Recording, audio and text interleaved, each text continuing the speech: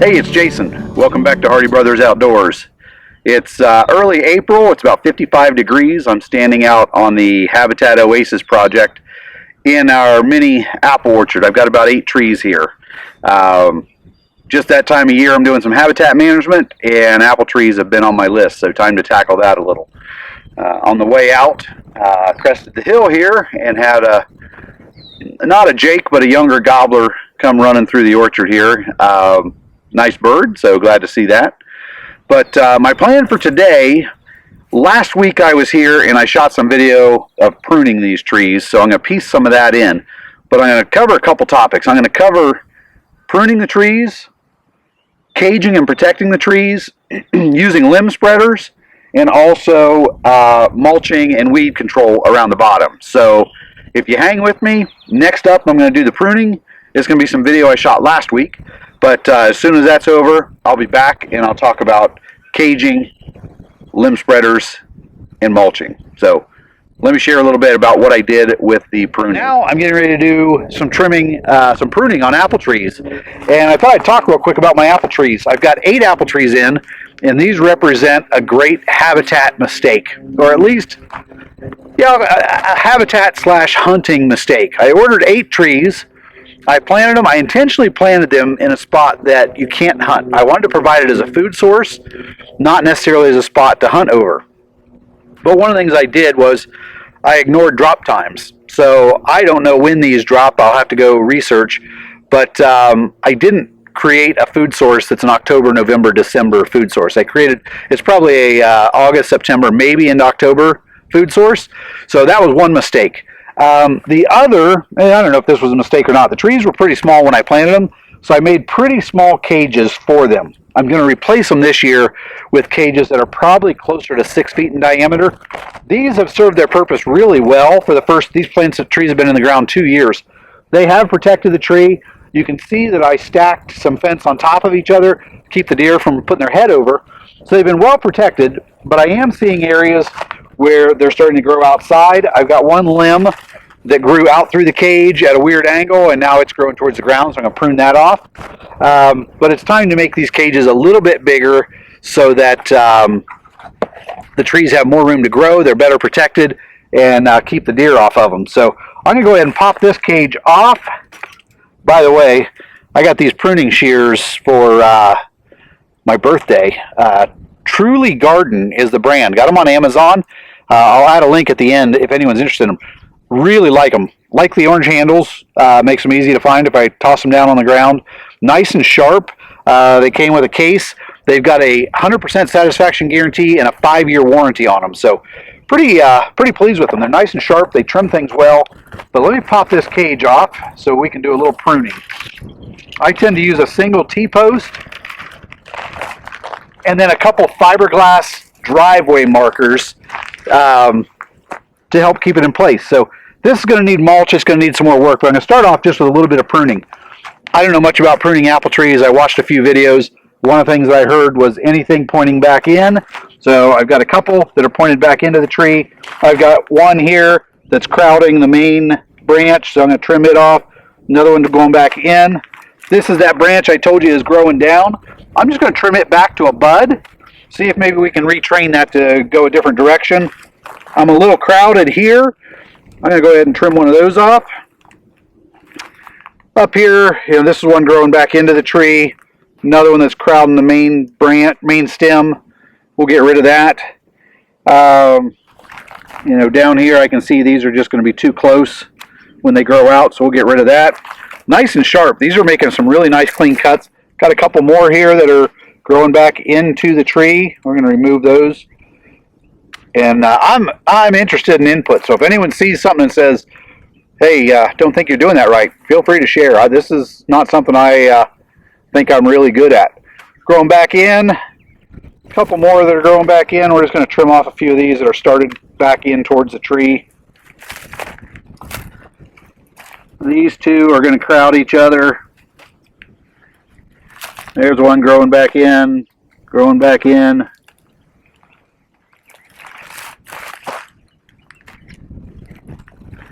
So I don't know. I haven't been too aggressive there. This one probably can go. Some of these, maybe a limb spreader will will help them spread them out a little bit. So I think I'll probably add a few limb spreaders to some of this. But I don't know, just a couple minutes there, cleaning up a few things that are sticking directions that maybe they shouldn't.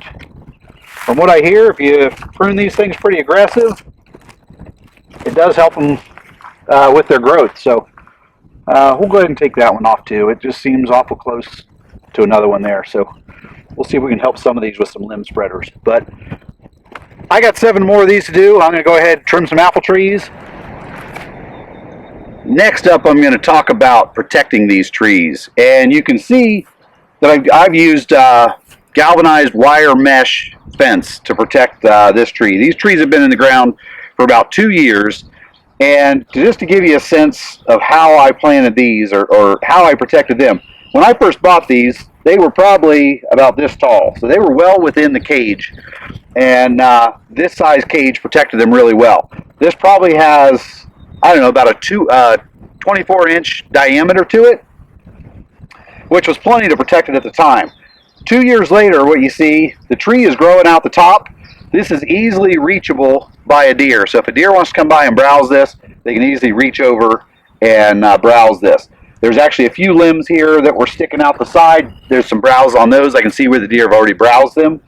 But it's time to replace this cage with something that's bigger. So everything that I see and read says that you should go with a 6-foot diameter. So that's what I'm going to bump this up to. By being 6 foot, it should help prevent deer from reaching over as well. It's a 4-foot tall fence. So it's not 100%. If a deer wants in there, it's going to push on the fence and potentially get some access to it, but it protects it for the most part. Other thing you'll see is at the bottom, I've got a fairly small circle of mulch.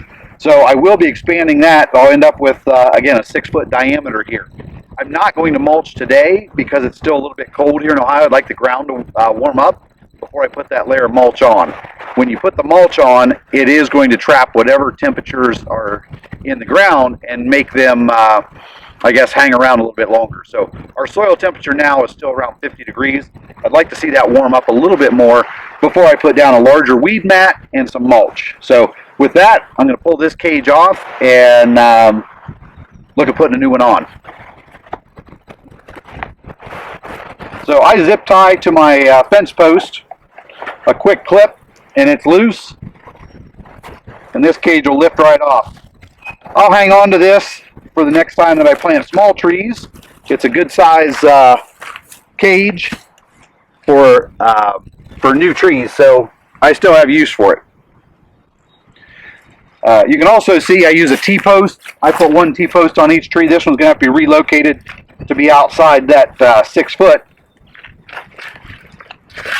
So we'll pull that out. We'll reset it once I've got my 6-foot cage put together.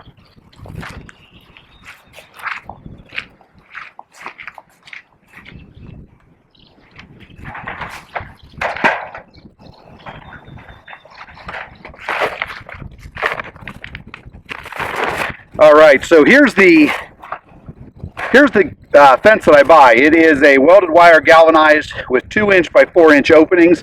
That'll keep the deer out of it. You know, I'm not sure whether a rabbit could squeeze through that if it wanted to or not, but it's pretty protective. I bought 4 foot high, 100 foot long. I think this ran about $80. I picked it up at Home Depot. You can find it at Tractor Supply. There's a number of places you can pick it up. So I'm going to go ahead, open this up, and unroll it. In order to do a 6-foot circle, I need about 18 feet of this. So I'm going to roll that out, get it cut, and I'll show you how I put these together. Okay, I got my fencing cut, and the way I cut my fence, I do one edge where I cut right down along the edge of the square. The other edge I cut on the other end of the square. What it allows me to do is overlap them, fold that extra wire, and that's how I connect end to end. Just bend that wire back over it. I can do that top to bottom, and it'll hold this thing together. So I'll finish that in just a minute, but you can see with a 6-foot diameter, I've got a lot more space around that tree to protect it from deer reaching over. What I'm going to do is stake this with a few T-posts and a few fiberglass posts. I may end up with more T-posts on it, depending on how sturdy it is. But it gives me a pretty good circle here to protect that tree. It'd be real difficult for a deer to reach over and browse on that. So I'm going to finish putting this together and get some posts in.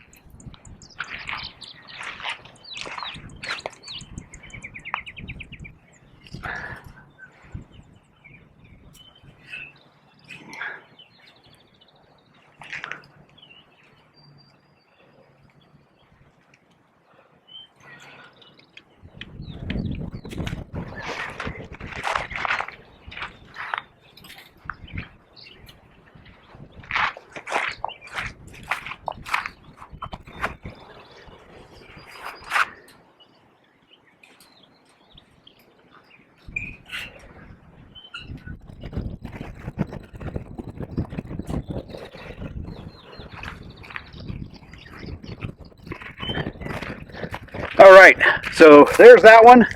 I'm going to move on to another tree that I know needs limb spreaders, and I'm going to add a few limb spreaders. Okay, last thing I'm going to talk about today is limb spreaders.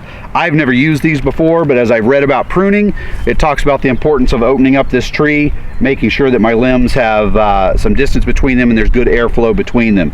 So I went out to Amazon, I looked, I found these Twigeeze limb and branch spreaders. There's 18 of them in a pack, 6 12-inch, 6 9-inch, and 6 6-inch. So they seem pretty simple. I've got a couple of them on already, but I'm going to add one more up here just to spread that branch out a little. I think that's how they work. For the most part, I think that this tree is opened up pretty good.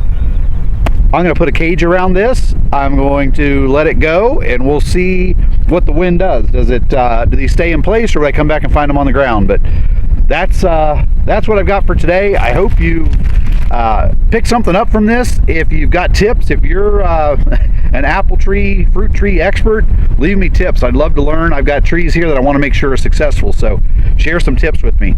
Thanks for joining. Have a great day. If this was helpful, hit subscribe, share with your friends, and hit that like button. Thanks. We'll see you next time.